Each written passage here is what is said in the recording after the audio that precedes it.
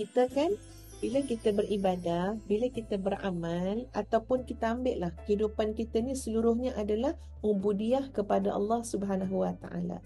So ibadah, ubudiyah, amal soleh, ini ada rasa dia. Ada rasa dia. Ada halawah, ada kemanisan dia.